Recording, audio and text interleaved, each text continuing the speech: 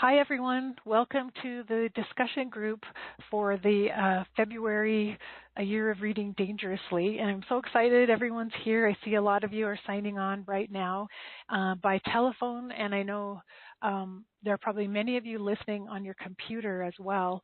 So I just wanted you to know if you're listening on your computer, you won't be able to talk to Caitlin live, but you will be able to type in questions. And so go ahead and type those there, and I'll try to keep up with everything, reading the questions off the chat. So as we get started, I just want to introduce Caitlin Doughty, and all of you know her by now from reading Smoke Gets in Your Eyes. And Caitlin, I wanted to say to you, I last spoke with you in 2014, right after Smoke Gets in Your Eyes was published. We did an interview back then. And so hello and welcome back again.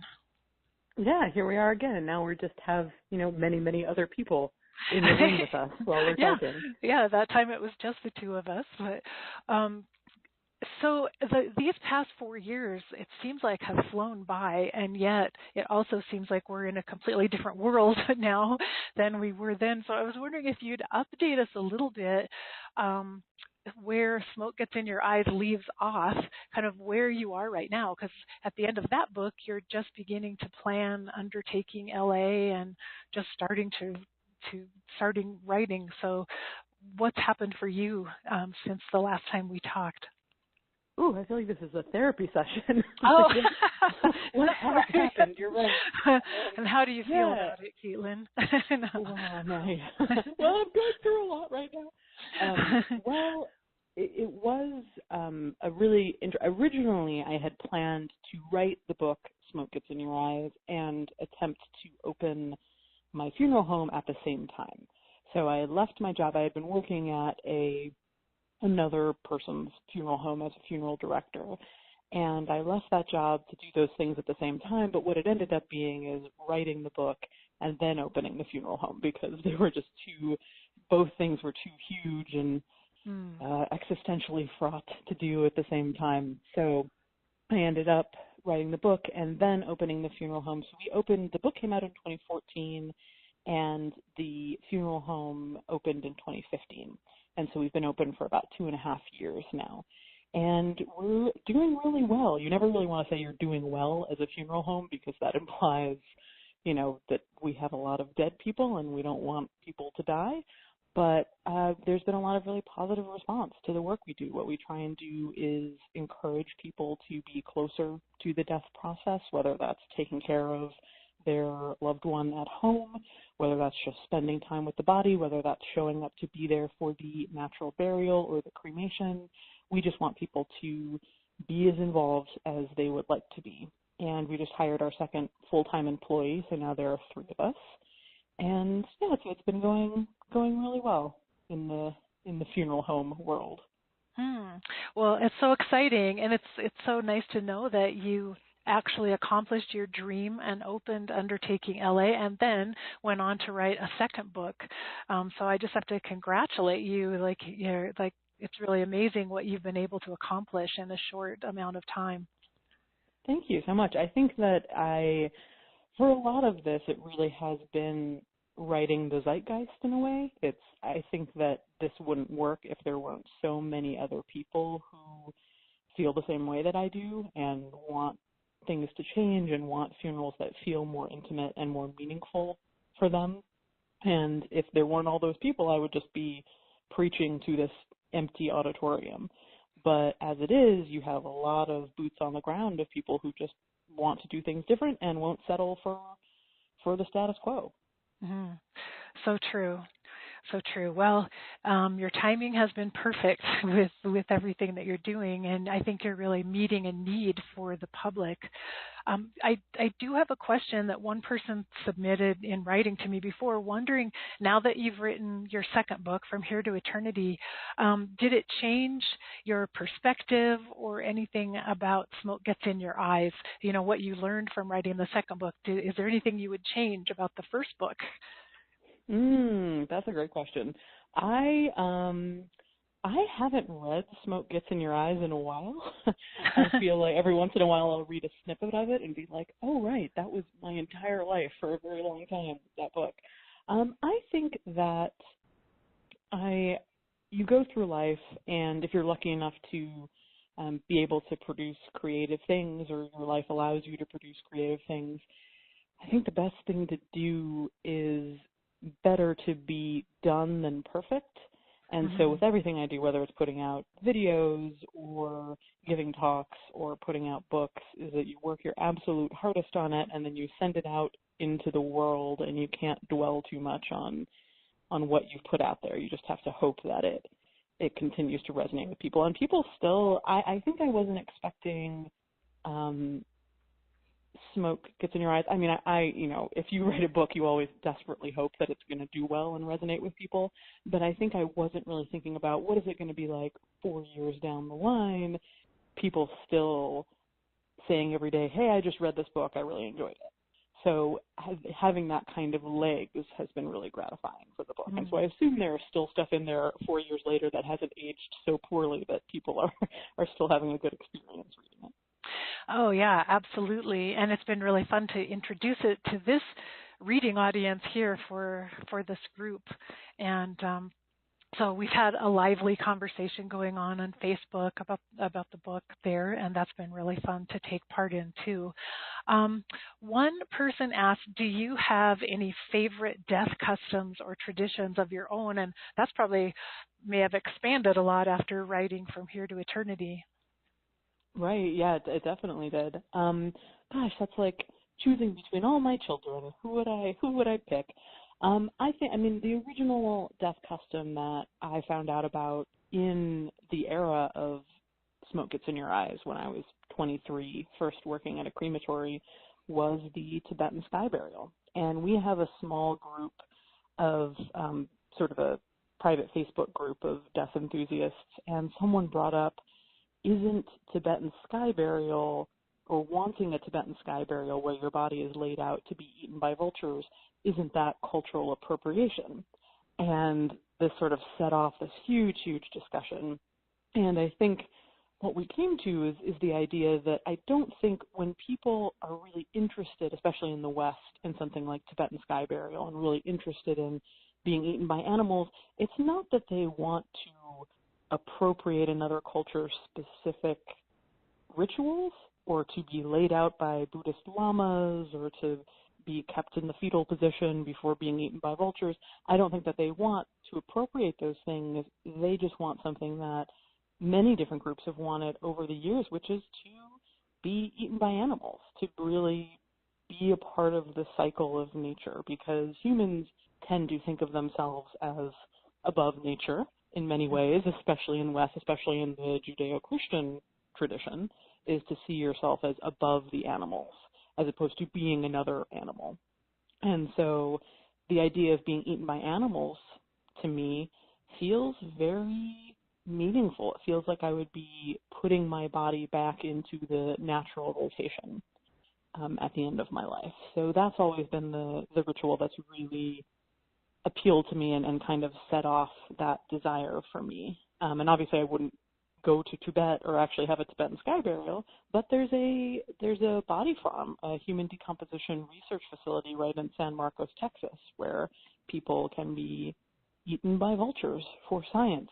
So maybe I'll be a part of that. Well, I love that idea of coming full circle in a way and going from the top of the food chain, more or less, and being willing to go to the bottom of it again. And I think there's a really nice balance in that idea. There is, and I think that we have, in the West, we have this idea of, I'm going to be buried in a fortress. I'm going to be buried in a big cement above-ground tomb. And that, I'm certainly not knocking you if that's what you want when you die. But I think a lot of people are saying, hey, wait a minute, I really cut off from the cycle of life and decomposition and new life if I am put in there, as opposed to just directly in the ground or even above the ground, as we're talking about. Yeah, exactly. And one of our listeners wrote in, what are your thoughts on death inequities regarding costs and lack of resources for people that are financially poor? I think that's a Mm. really great topic right now, too. Yeah, it's really important, and it's funny to me that, for example, in the UK, there's this really robust conversation around funeral poverty and the high cost of funerals, and their funerals are way less expensive than ours. And Mm. so they're having this really good conversation, and I'm like, wait a second, our funerals are even more expensive. And it's terrible because people at the end of life, especially in the US, already have huge medical bills, many of them. And then you add on top of that a $10,000 funeral, it can bankrupt people, and it can be a really negative experience, and something that I talk about in Smoke Gets in Your Eyes. See there, I remember Smoke Gets in Your Eyes. I remember. Aha, yes. I remember some things about it, some fun facts from the book. But something that I wrote about is the writer Jessica Mitford, who originally wrote The American Way of Death, and her big complaint was funerals are far too ostentatious and they cost too much and they bankrupt families. And her suggestion was we should just turn to simple cremations. And that has really, it took a while to catch on, but we just went over 50% in our cremation rate in the U.S. this year. So a lot of people are saying, well, we don't want really expensive funerals. We want funerals, funerals should not cost that much money. And something that is part of my advocacy is saying, by all means, spend as little as you can, especially if you're financially strapped, on a cremation. Get a direct cremation. It should be $1,000, maybe a little more, maybe a little less, depending on where you live. But it should not bankrupt you. But don't just think that what the funeral director's line sometimes with this is a direct cremation is a direct disposal. It just means you're just getting rid of your loved one. You're finding a way to dispose of them, and instead of showing them respect through, many thousands of dollars more of funeral services. And my contention is you can still have meaningful ritual and ceremony, whether that's a home funeral, which is keeping the body at home, which can be entirely free, whether that's having a really beautiful memorial where you take the ashes and you scatter them somewhere that's epic and meant a lot to the person, which is also entirely free. You're always going to have to pay for the quote-unquote disposal of someone, for doing something with their dead body. But there are all of these things that we can do that don't cost a lot of money if you don't go through the funeral industry. Mm-hmm. Very true. And do you know, are there any types of foundations or charities that help people who can't afford to pay for cremation? Or I wish there was more of that. We do that through our funeral home. We're connected to a nonprofit, and we, for the most part, never turn someone away. If there's financial hardship, we'll work with them to make it happen. But nationally, I don't believe that there is. It usually happens on a state-by-state basis or a county-by-county basis. So there's always some. So, for example, in Los Angeles County, where I work and live, there is something where if you can't afford it, you just say, I cannot afford this, and they will take the body and they will cremate the body. But unless you can pay to have the body released to you, basically pay them back for the cremation, they will put the ashes in a collective grave, a communal grave, and you can't get up. So you can visit the communal grave, but it's not just your mom in there, it's everyone in there. So there is nothing that I know of right now that allows for, other than GoFundMe, which is its own sort of problem. yeah. There's nothing that really helps families. And I think a lot of it is education as well, because a lot of families, you'll have a family trying to do a GoFundMe for $13,000 for their father, and I would never tell anyone how they should have a funeral, but in the back of my mind, I'm thinking, who told you that you needed a $13,000 funeral? Who told you that that this was your one? In many cases, it may be the funeral director, not even necessarily an evil intentioned funeral director, but it may be a funeral director saying, well, this is what you need, and of course you're going to want this and this to honor him and be respectful, and of course you're going to want embalming, and of course you're going to want this casket, and of course you're going to want this plot in the cemetery. And this family may have no idea that they could do all of these things for $1,000. Mm-hmm. They just might not be aware. So I think a lot of it is education as well. Yes, absolutely. I'm going to open up now if anyone listening on the phone has questions, and I'll just tell you, you can press *2 on the keypad, and that will raise your hand so that I'll know you have a question. And then meanwhile, I'll ask Caitlin a few more questions while people are doing that, pressing *2. Then I will, when I see your hand raised on my screen, I'll unmute your line so you can go ahead and ask. But one more question. I had never thought of this before.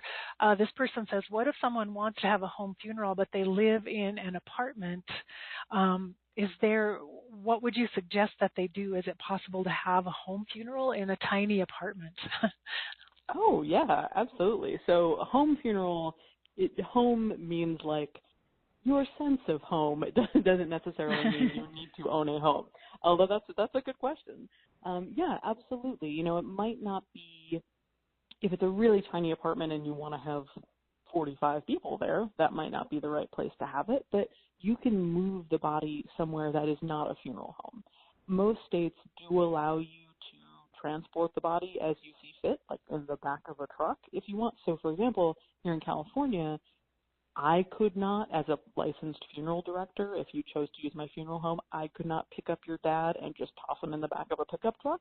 But you, as the family, could put your dad in the back of a pickup truck as long as he was covered up and take him where. I'm not saying that everybody's going to be up for that by any means, but I think that it makes people more confident to know that such wild things are possible. Mm-hmm. And so, you know, if your apartment feels too small, if it's just an intimate thing where someone dies in the apartment and you just want some intimate family over to spend the evening sharing stories and sitting with the body, of course, that's a home funeral that you're having in your apartment and totally works. But if you want something a little larger, you can move that body to someone else's house. You can move it to a funeral home. You can move it to anywhere that a place that you feel safe and feels right to you. Not a park, obviously, but any private place. Any private place. That feels right. Yeah. All right. Oh, well, that's good to know. That was just an interesting question I never thought of before. It is, yeah. Well, we have a question from someone from Tucson, Arizona. My caller ID doesn't show a name, just says a wireless caller. So I'll unmute your line, and if you're from Tucson, say hello so we'll know if I have the right person. Hello? Hello, this is Allison from Tucson. Hi, Allison. Hey, thanks for taking the call. So I have a question. We have something called the Southwest Folklife Alliance in Tucson that has been working on a project that they call the Continuum, and this is various end-of-life projects where they have explored different cultural practices, and they are trying to share and raise awareness. And I just wondered if Caitlin had ever heard of that, and if not, it's on the southwestfolklife.org website, and they do a lot of different things, including a culture event called So Meet Yourself Here, but they do death over dinner events, and they recently worked with some elders living alone to talk about their practices. So I'm just kind of sharing with everybody, but I also was curious if you'd ever heard of that. Oh, I have not heard of that specific group, but there is it's not necessarily surprising because there's so much good stuff going on right now. There are so many people who are getting together, whether it's to do nonprofits, whether it's to do things like Death Over Dinner or Death Cafe, which are groupings of people together to talk about death and to discuss end of life. And it's interesting you say continuum, because something that I'm really interested in right now is how we get there to really be an end of life to funeral continuum. And that means how do we keep hospice and nursing homes and death from not being so far apart from funeral homes and the funeral industry, and then what's ultimately memorialized? Because right now, it's if someone dies, hospice goes, well, we're done, find a funeral home. Not often that harshly. Hospice nurses are wonderful, but we really do need the family to be cared for the whole time on that kind of continuum, from before someone's even dying to end of life to death to funeral to memorialization. And I think there are a lot more people who are interested in that as well. But I will look. It's the Southwest Folk Life Alliance. So all one word .org or southwestfolklife.org is the main thing. Okay. Wonderful. I will Google it. Their end of life. Google it after this call. Thanks, Allison. Thank you. And next I have Helen from Toronto. Hi. Oh, there's a lot of feedback, Helen. You might have your computer and your phone on at once. I'm not sure. No, not here. Oh, you may not have a headset on. That. Do you have a headset on with a microphone? That might be the problem. It's your I didn't do that. I will type in my question. Okay, thanks, Helen. That sounds. It sounds like she was speaking from beyond. I liked it. I think I feel like she was about to say something very profound to us all. Yes, it was. All right. So if anyone else has a question, push *2, and hopefully you'll have headphones and a microphone on. Janelle has written in, Caitlin, what do you think of the status of green burials here in the U.S. right now? Well, so green burials, I'm sure probably most of you have a general idea, but green burials is when you dig a much shallower grave and you wrap a shrouded body and you put them right in the earth to decompose. No embalming, chemical embalming, no big vault, none of that, big casket, none of that. And it's, on one hand, it's nowhere near where it should be, and all the people who want it do not have access to it by a large margin, and I can't wait for that to change. But at the same time, we're also making huge strides. Just people who know the name, who know what green burial is, who know what natural burial is wildly different from even 5-10 years ago. A lot of people, when they find out what it is, many people go, oh yeah, that sounds like what I want. Why would I want all that other stuff? No, this is great. I'm an environmentalist. Maybe I'm spiritual. Maybe I feel connected to the earth. Maybe I just don't want to pay a lot of money for other funeral things. This sounds great to me. It sounds meaningful to me. It's what I want when I die. And you can think that, but you might run into some problems with your local cemetery, because just to be clear, green burial is legal absolutely everywhere in North America. It's really the individual cemeteries that will say, no, we don't want to do this, because it makes it harder to landscape and it make less money, frankly. So I think the more people that are demanding it and the more people that have access to really make a change, the more that it's just going to become, I really think it has a real shot of becoming maybe even the norm in our burial culture in America. So I'm really excited about it. It's really grown a lot, and I think a lot of even cemeteries that you wouldn't expect are opening up sections just for green burial. So hopefully everyone who wants one very soon will be able to find one. Yeah, it's a wonderful movement. So I'm excited to see it growing too. Mm-hmm. So Helen said, I'm here from beyond. Haha. She said, hello, Helen. I'm Irish in my background and would desire a home-based traditional Irish wake at home. If that's actually legal, why have I never been to one? Is it because of stigma, logistics, or what? So tell us what you know about Irish wakes, Caitlin. Yeah, I can talk about this all day, but I will keep it to a normal answer. But there's actually a really wonderful book that just came out by an author named Kevin Toulis, Toolis. And what is it called? I want to say it's At the Wake. Wake is in the title. If you Google Kevin Wake, I think you'll find it. But he is from Ireland, and he was basically talking about, it's a memoir of his father and his father's wake, and how he is from this little tiny island off the coast of Ireland, and there they still do wakes just like they did 200 years ago, where the whole town comes out and they come to see the body in the home. And when he moved to Dublin, or a big city in Ireland, they don't do that there. So even the idea of the Irish wake is really kind of relegated to more rural areas now, the same way the home wake in America was relegated to rural areas for some time, because the home wake was really the American way of death for most of its history as a country. Up until 150 years ago, the home wake was the funeral. Anytime someone died, their body would be laid out in the home. Usually the woman of the family, the mother of the family, would be the one to take care of the body and lay it out, and people would come over and have some drinks and talk about the person, and then they would take the body to the cemetery as a group, maybe in a coffin that was made by a neighbor or by someone in the family. And that really changed with the advent of the funeral industry. And so it's really only been maybe 100, 150 years since the funeral industry figured out they could make money and took over from the family. But it's, as you said, Helen, it's really surprising how deeply entrenched it's become, how deeply our belief is now that it's just not possible to have a home wake.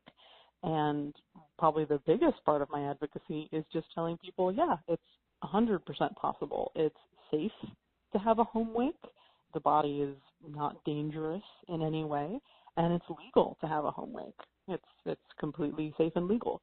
And so that's, if I could, I might just put safe and legal on my own headstone, because that's what I want people to know more than anything else, is that it is safe and legal to have these wakes. And you say an Irish wake, there's so many cultures that a simple wake is part of what they do. And something that we run into here in Los Angeles is we have so many Mexican American families or Central American families that wakes are a big part of what they do culturally, but they're told by the funeral home in America that they go to that, oh, no, you have to bring them here and we have to embalm them and you have to pay a ton of money to have the ceremony here in the funeral home. And that's not true. They can do it at home. Absolutely, they can do it at home. So I think that the home wake is really, the home funeral is the thing that has the potential to just save so much money and bring so much healing to someone in a difficult time. So safe and legal, that's what's on my tombstone. All right, safe and legal. And as you say, so much healing, especially when it's part of your cultural heritage, to be able to honor that and hold the ritual of your ancestors at the time of your death and burial. I think that's really fantastic. Yeah, and especially when it's happening in your own home, you're not, sometimes a feedback that I get from people who go to modern wakes at a funeral home where the body's embalmed and they kind of file past the dead body is, this just felt a little awkward to me. It felt like I was performing. We're in this public place. Whereas if you have it at home, you can get up to whatever you want, whatever your spirituality is, whatever your religion is, whatever your traditions are as a family. There's no need to perform it publicly. This can truly be a private, meaningful thing for you. Perfect. And I'd love to see that word get spread far and wide, safe and legal. And here's another question. Speaking of safe and legal, someone typed in, is it legal to have a backyard burial? This gets a little more complicated. I wish that I could say safe and legal in the same way that I do for having a wake at home. Backyard burial, unfortunately, really depends. And it's the type of thing that you would always have to plan for in advance. So, for example, in California, it's basically never legal. Michael Jackson wanted to be buried at Neverland Ranch when he died, and he had Arnold Schwarzenegger arguing for it and all these lawyers, and the county still wouldn't agree because because we just don't do backyard burials here in California. Texas is a different story. Texas, it's a lot easier to be buried on your land. Certain places on the East Coast, it's a lot easier to be buried on your land. I think mostly you have to check with your county. You have to have a certain size of land. You know, if you live in Skokie, Illinois, and you just live in a suburban home, it's a lot harder to convince them to have a backyard burial because those are the kind of houses that have a fairly high turnover rate. So if I just have a suburban home and I bury mom out back, what happens when I need to sell that house? Yeah. You know, the next person is digging up to put in a new sprinkler system, and then there's mom's skeleton back there. So we're talking about larger pieces of land. We're talking about the county allowing it. We're talking about sometimes it has to be designated a cemetery somehow, even if there's just one person there. There's a lot of bureaucratic hoops, so unfortunately it's not a one advice fits all type of situation. Something that a friend of mine who, if anybody read From Here to Eternity, at the Open Air Pyre in Crestone, California, the woman who ran that, and we've become good friends, she has a really brilliant idea that I hope takes shape, which is, if you go to anywhere in New England or some of the older cities and states in the United States, you have all of these really old cemeteries, churchyard cemeteries, small communal cemeteries that still have land. And could we turn that land into green burial spaces? Because they're already licensed as cemeteries, they're already designated as cemeteries. Wouldn't that be an ideal place to put new folks who want a greener burial? So we'll see how that goes. That's a great idea. Well, all right, we have Michael from Port Angeles on with a question. Hello, yeah. Michael. Oh no. Hello. Hello. I am unmuted now. Yes. Yeah, and sorry, the phone is not in my name. My name is Astrid, actually. Michael is my husband. Okay. Hi, Astrid. Hi. I had a question that goes back a little bit to the wake and keeping a body at home. And when my father-in-law died, he was alone, and he basically crumpled on the floor and was found in the morning in this kind of curled position. And so a funeral home was called. It was deemed that it was a very natural death. He was old. And we could not straighten him out. So if we had wanted, which we had tried, my brother-in-law tried to bring a bed close to him and put him on the bed, but they could not basically stretch the body. Rigor mortis had taken place. However, I was very surprised when the two people from the funeral home came into the house. We stayed outside. It's a very small apartment he was living in the back of a house. And by the time they came out with a stretcher, he was flat on the stretcher. What did they do? How did they do that? Oh, that's a great question. So there's a phrase called breaking rigor, meaning breaking rigor mortis. Mm-hmm. And the interesting thing about rigor mortis is that most people assume, and why wouldn't they not assume this, when the body curls up or is frozen in that position, and I agree with you, it's very, very hard. It feels like they are completely. I tried because I wasn't afraid to touch him. I couldn't. Absolutely, but the deal is that it's not actually the bones that are in that position; it's the muscles that have hardened up and are in that position. So if you were to pull very hard on a muscle, and something that you can do is massage the muscles, and then basically break it. But when you say break, we're not talking about breaking the bones. We're talking about breaking the hold that the chemicals have on the muscles. So and of course you wouldn't know that. This is not a thing that I'm like, how did you not know to massage and then break apart the muscle fibers and rigor mortis? Of course you wouldn't know that, but they didn't do anything untoward to stretch him out. It was just no. I didn't think so. I wasn't questioning what they did, but I wanted to know how that happened. Right. It probably happened. They probably did a little massage on the muscles, and then they break the chemical bonds, and they can straighten the body out. That makes a lot of sense. Yeah. I mean, I wish I had known that because, I was not too distraught or distraught much, I must say. That's not, I had seen dead bodies before. I work in hospice. I'm okay with that, I think.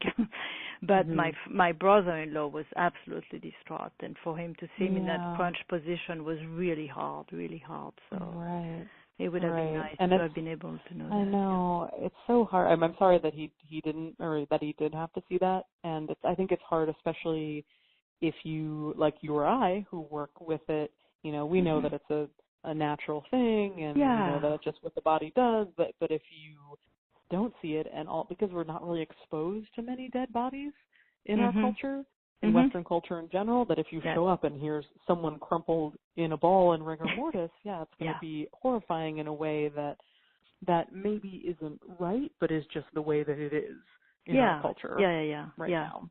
Yeah, but it's good for me to know, because if that happens to me again in my extended family here, I'm going to know what to do, or at least attempt to do.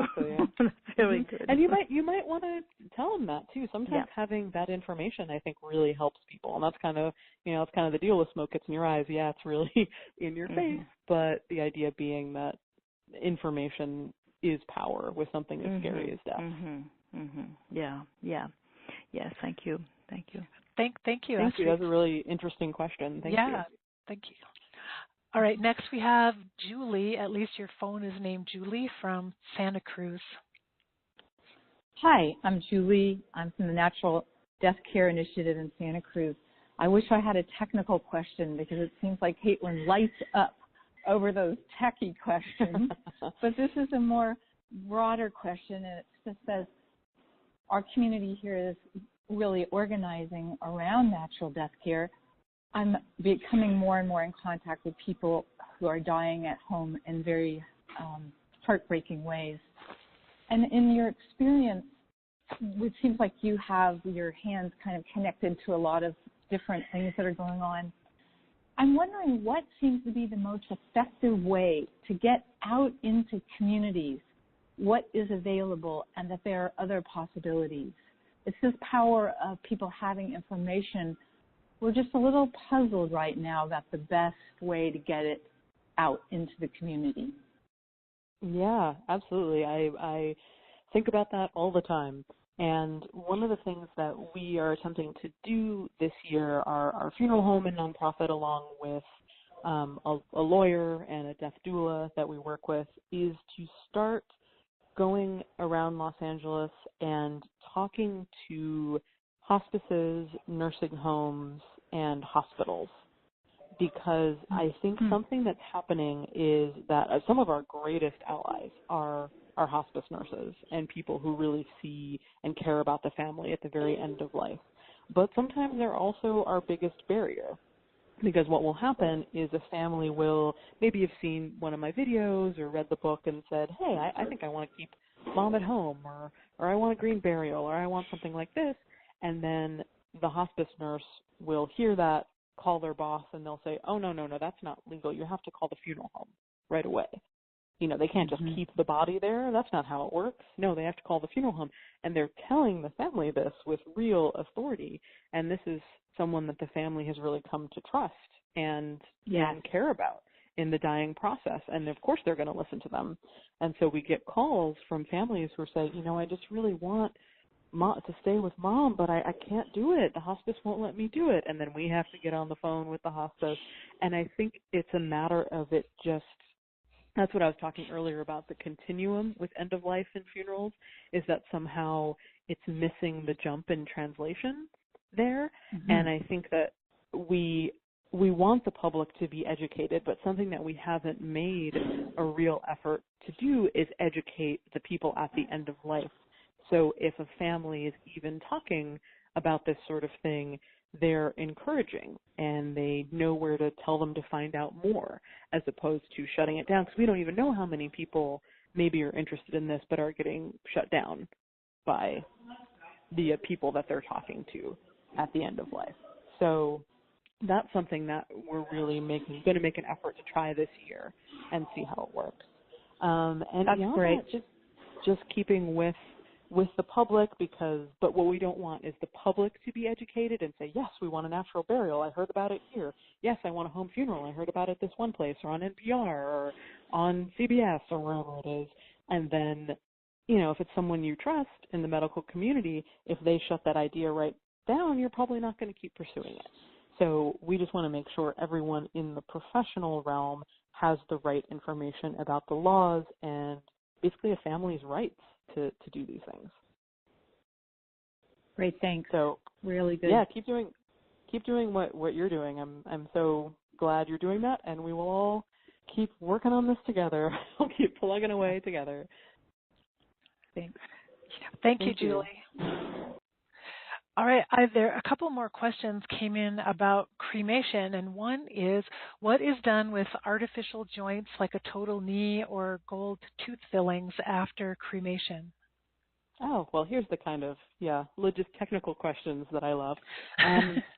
That's a great question. So the gold fillings will melt during a cremation. Every once in a while I'll get a question like, do you keep the gold fillings? No, no, I don't. And if a family, this happens very, very rarely, but every once in a while a family will say, well, we want those gold fillings. We want them taken out.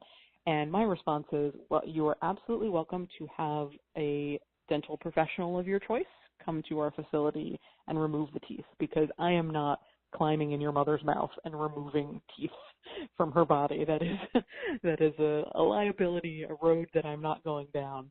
And that usually stops the conversation because they can't find a dentist who wants to come in and remove the gold teeth.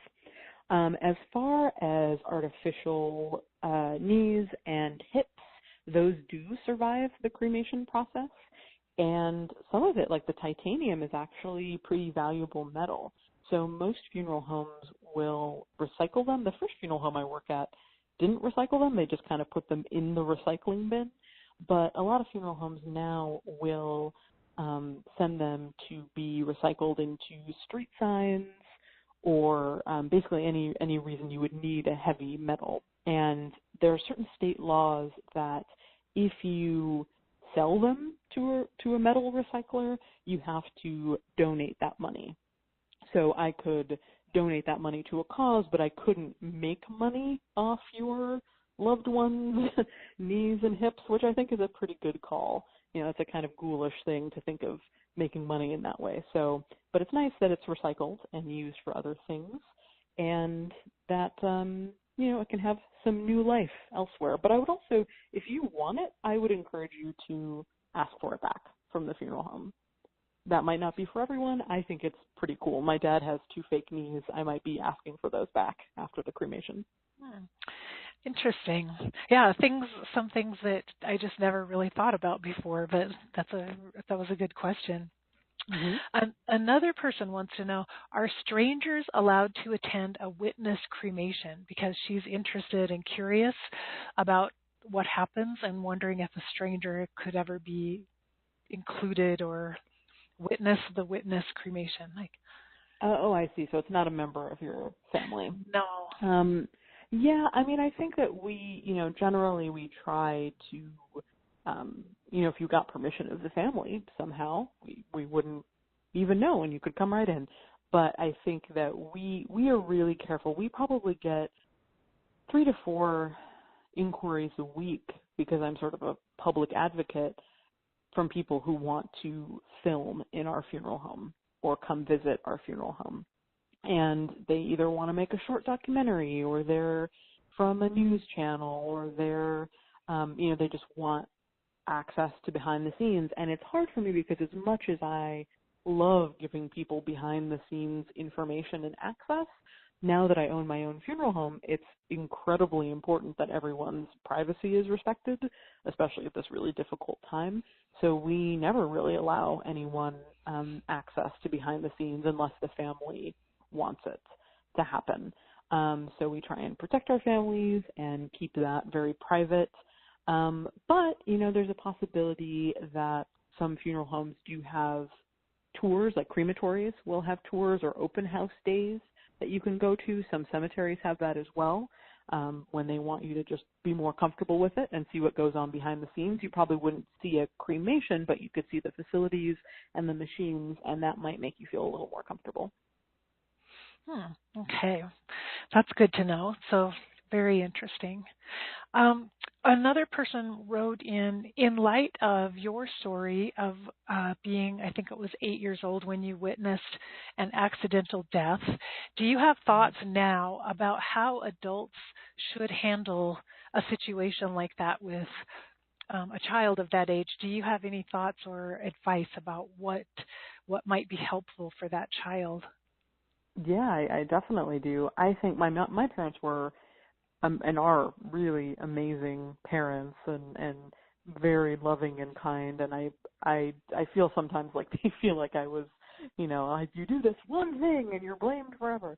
But I think that they just didn't really have the vocabulary for it either, or maybe they were really uncomfortable with death at the time. And what I would just say is that if your child witnesses something traumatic, or even doesn't even witness it, if a death happens in the family, assume that there are going to be questions and assume that there are going to be problems. I think what happened with me is that after I saw this accidental death, I didn't really talk about it because I was really freaked out. But I think that nobody really ever said, do you want to talk about this?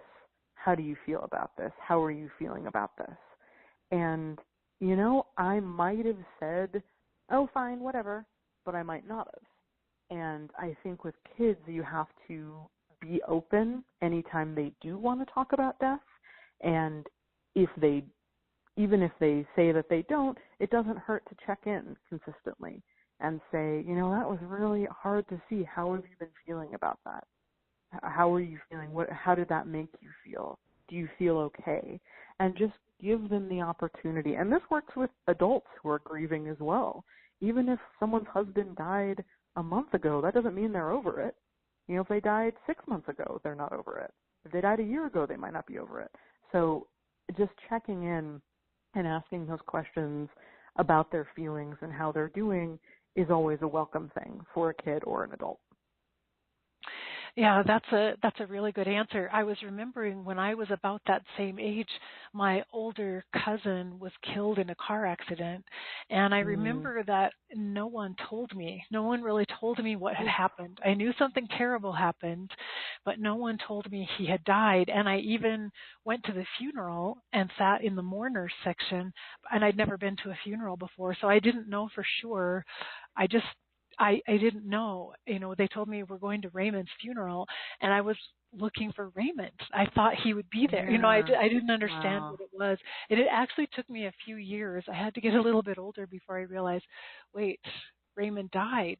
That's, before I could put it together myself, and no one ever talked to me about it. So you're so right. It's just, children need to know. They need information. They need to be able to talk and express their feelings. So yeah. And I think people often feel, it's freaky for adults to talk to kids about death. Like, I understand that. It's not a comfortable situation.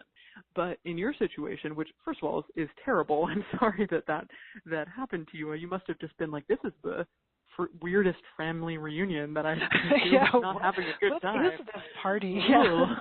Yeah, this picnic is really depressing. But I think that, an adult should have said to you, Raymond is dead. Do you know what that means? Exactly. So you can ask questions of a kid. You don't have to, if you feel like it's boorish, to be like, Raymond's dead. This is how he died. This is what, you don't have to give them all that information. You don't just have to dump it on them. You can ask them questions to suss out how much they want to know, how much they need. And again, if the first time you say it, they go, oh, that's sad, whatever, that doesn't mean that the conversation is over. You have to keep checking back in to see where they are with it. Yeah, that's an excellent answer. I hope that we're getting better. I hope that parents are better educated and a little more comfortable dealing with these issues. But I don't know. As you said, they may lack the language to use and not know what to say. Right. And I will say that people bring children to my events. and to my talks, and the kids ask questions, and kid questions are usually better than adult questions because kids, they're not asking about spirituality. They're like, okay, if my bird was buried 6 months ago, what does his body look like underground? I'm like, oh yeah, you have all these questions. I think that's something else we don't give kids credit for too, is that they're interested in their body, just like they're interested in the way that their body is changing or developing, like when they hit puberty. They're interested in the body and the physicality of death. And those are just as important questions as, where do we go when we die? Yeah, that's a really good point. Kids might actually have, they might bring up some really interesting issues for us to discuss with them. Absolutely, and it could be fun, because especially if it, maybe don't wait until there's, Raymond dies or something tragic happens. Have these conversations when they can still be sort of fun and interesting. If we're talking about why that squirrel is decomposing, that can be a fun conversation that's not fraught with pain and loss. And those kind of starter conversations maybe will make it easier when something truly bad does happen with death. Yeah, exactly. Because that's already open, and they know that they can comfortably have those conversations with you. And Wendy Jane wrote in, do you have thoughts on nitrogen cremation as used in Sweden and Germany? Oh yeah, so there's a company in Sweden called Promessa, and what it is basically freezing the body and then shaking it until it disintegrates. And I love the idea. Unfortunately, it hasn't, from my understanding, as recently as a year ago, it's been around for a while as a conceptual design, but it hasn't really been tested. The company hasn't. They even had a design project with NASA about how to bring bodies back if they die on the way to Mars, for instance. But it hasn't really been tested on humans as of yet, and it's not available anywhere. So I tend to not talk about it as much when I'm talking about new death technology, because I don't want to get people really excited about something that's not available. That doesn't mean that it's not cool. It's definitely cool, but it's just not available as of yet. Interesting. And it looks like, I think it's Astrid again with another question. Yes, hi. Hi, Astrid. Hello. Yeah, talking about new death technology, and you might have addressed it earlier. I joined the call a bit late. What are I heard recently about alkaline hydrolysis. Yes, yeah, I'm very excited about alkaline hydrolysis. Essentially, it's supposed to be comparable to cremation, and the idea is that instead of hot natural gas and fire, the body would be brought down to something very similar to cremated remains, but it would be through high heat water and the base chemical lye. So it's almost like a flash decomposition that takes, down to your bones. And I really like it because it's much more environmentally friendly than cremation. And I think a lot of people maybe feel a little more attached to water than fire. Of course, there are religions that feel very deeply connected to fire, but not everyone. And for, Jewish and Christians, the idea of hell is very associated with fire. So even if you're not in that place religiously or spiritually anymore, there's this lingering sense of not really thrilled about the cremation. So it could be something that would work just as well as cremation and have the same effect, but done through water. I call it aquamation or water cremation because alkaline hydrolysis is not a particularly appealing name, although that is the scientific name for it. Yeah, but okay.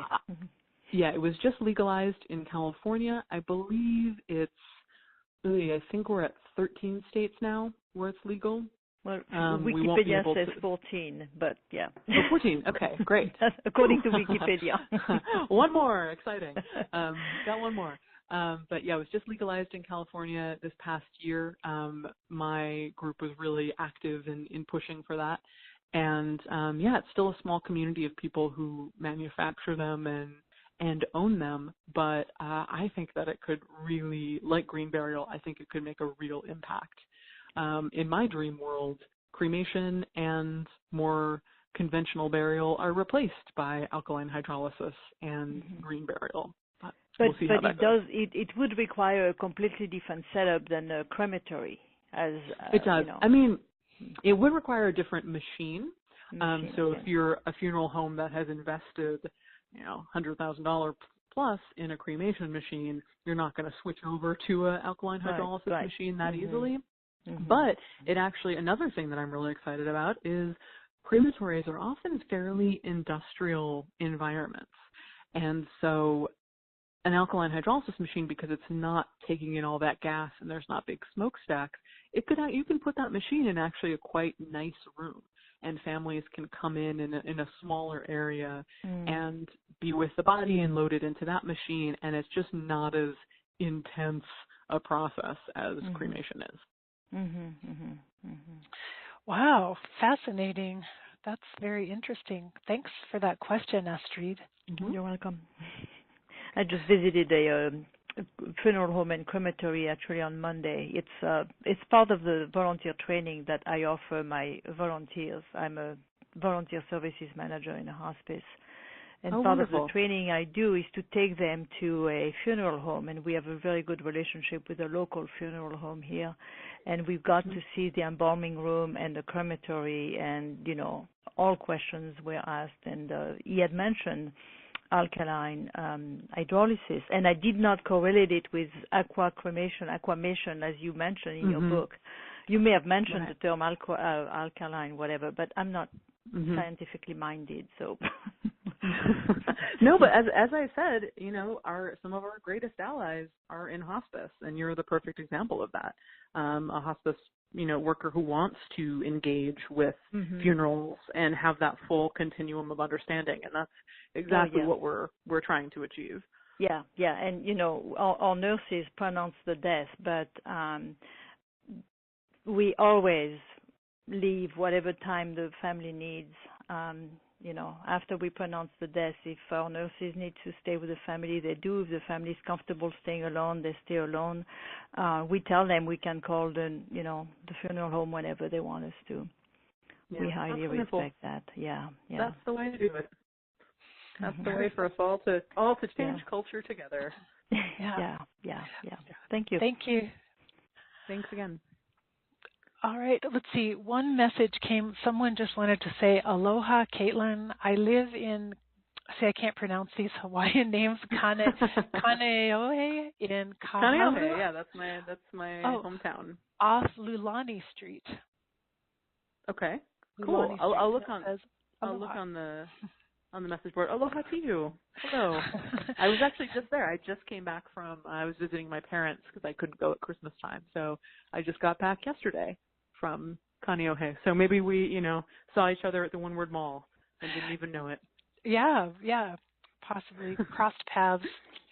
Well, Caitlin, I know, so the website for Undertaking LA is just exactly that, undertakingla.com. And I know you have to go in a minute, but I wanted to mention to people Order of the Good Death. Is there anything you'd like to just quickly tell people about that as a resource site? Sure. Yeah, Order of the Good Death is really our, if you go to orderofthegooddeath.com and you scroll down just to about halfway down the page, is a really robust resource section that we just launched a couple months ago. And if you're interested in aquamation or alkaline hydrolysis, like we were just talking about, if you're interested in green burials, if you're interested in home funerals, if you're interested in more books and movies like this to watch, it's all there. Click around, and you will not run out of things to geek out on death-wise there. Yeah, so that's a great resource for everyone to know about. And one other person wrote that her partner's brother was cremated by you in 2008, and they want to thank you very much for your kind service. So wow, that's incredible. World. Wow. Well, hello. What a fascinating thing. Yeah, that's amazing. Thank you to them. Yeah.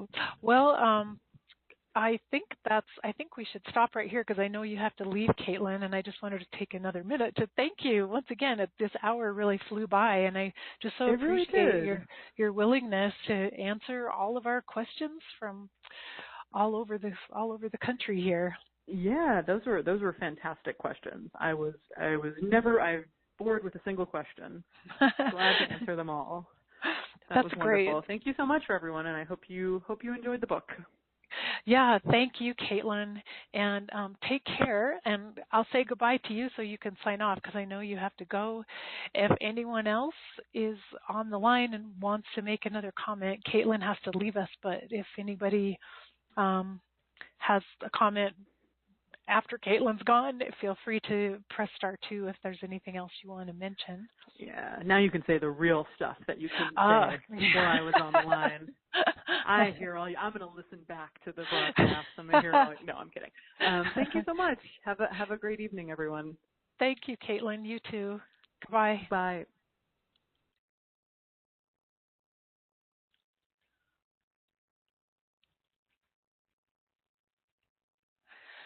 So if anyone else is still on, I see Julie on the line. Hi, Julie.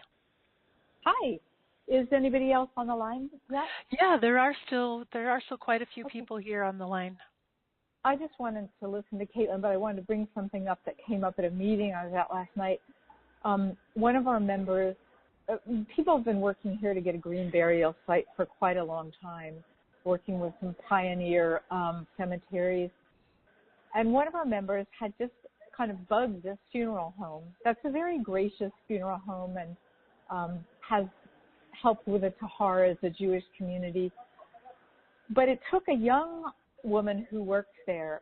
She really listened to her, and she started doing research. And she found that someone was opening one. It's about 45 minutes from our community. But I just want to say that sometimes it can take one person who helps move the whole thing.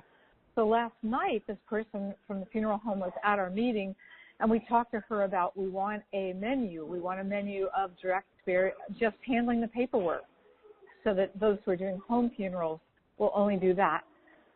She's going to do a more of a full green burial package.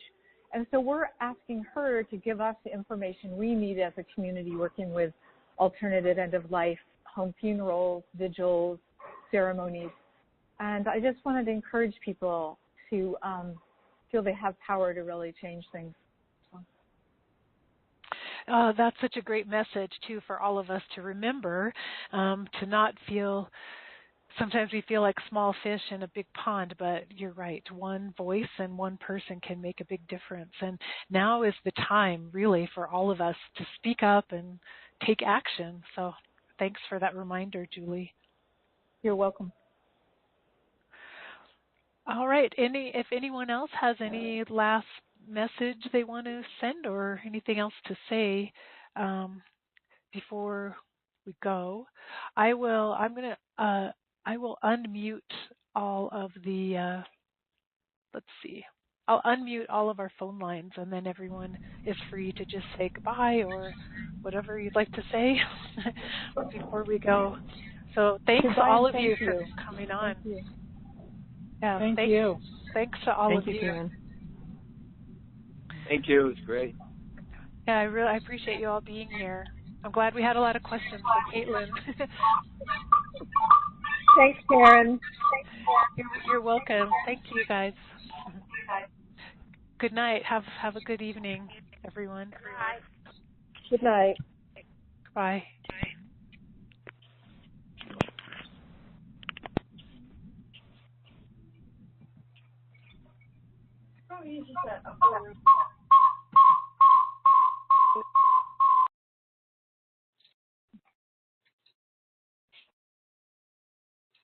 It's okay, Papa. I don't know much of that.